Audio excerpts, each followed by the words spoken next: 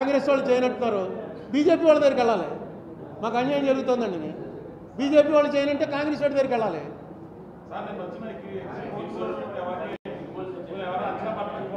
ఏమండి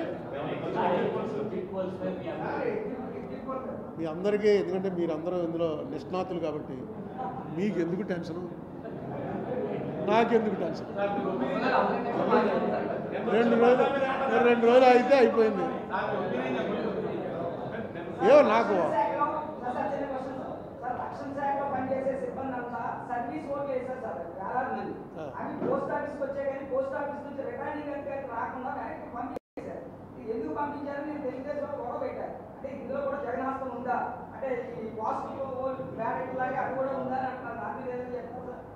నాకు ఇప్పుడు దాకా ఈ సంగతి తెలియదు. ఏమో నేను పేపర్లో చదివింది అయితే చంద్రబాబు నాయుడు గారికి అనుకూలంగానే వచ్చింది హైకోర్టు తీర్పు అని చదివాను. వీటిలో ఏవో పోస్టల్ బ్యాలెట్లో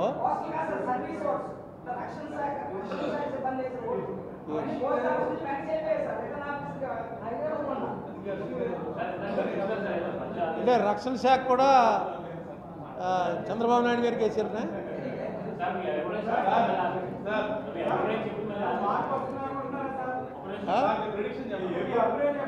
అవునే ఇప్పుడు నేను 10 ఏళ్ళలో 2 గవర్నమెంట్లు చూసాం. వచ్చినా ఇలాగే అయితే మంచిదని ప్రెస్ మీట్ పెట్టాం గవర్నమెంట్ రాకుండానే. మనకు రావాల్సిన డబ్బులు తెచ్చుకోలేని గవర్నమెంట్లు ఇంకెందుకండి, ఏదో ఇది చేస్తాను అది చేస్తాను ఇంత పెంచుతాను అంత పెంచుతానంటూ రావాల్సిన డబ్బులు తెచ్చుకోవాలి కదా.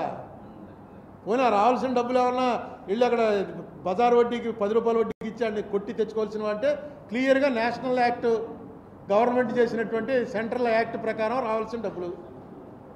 ప్రొసీజరే ఫాలో అవ్వట్లేదు, వాళ్ళు పట్టించుకోవట్లేదు. ఏం చేశారు ఇప్పుడు నేను చెప్పిన వాటి మీద చెప్పానండి, ఏం చేశారు? ఏమీ అసలు ఏం లేదు అంతే. అవునండి, ధర్మ పోరాటం ఏది తర్వాత అంటుకోవాలి కదా. పవర్లో ఒకటే చెప్తున్నాను నేను, డెమోక్రసీ అంటే ruling party plus opposition. Opposition లేకపోతే డెమోక్రసీ లేదు. అసలు మన దగ్గర ఎప్పుడు చర్చ అయిందో చెప్పండి. వీళ్ళుంటే వాళ్ళు ఉండరు, వాళ్ళు ఉంటే వీళ్ళు ఉండరు. మీకు అదే తెలంగాణ అయింది 2వ సెషన్లో 3వ బ్రహ్మాండంగా రేవంత్ రెడ్డి కేటీఆర్ దెబ్బలాడుకుంటున్నారు, మాట్లాడుకుంటున్నారు. హరీష్ రావు మాట్లాడతాడు, బట్టి విక్రమార్క మాట్లాడతాడు. ఇక్కడ కూడా అలా మాట్లాడుకునే పరిస్థితి ఎప్పుడు వస్తుందని చూస్తున్నాను. అసలు వీళ్ళు వస్తారు, అందరూ ఎవరు లేకుండానే గిలిటిని కొట్టి అన్ని బిల్లులు పాస్ అంటారు. ఏమో ఇది బాగుపడాలంటే అపోజిషన్ ఉండాలి, రూలింగ్ పార్టీ ఉండాలి. ఎందులో ఉన్నా సరే శాసనసభ్యుడు అన్నవాడు వెరీ పవర్ఫుల్. నువ్వు అపోజిషన్లో ఉండు, రూలింగ్ పార్టీలో ఉండు.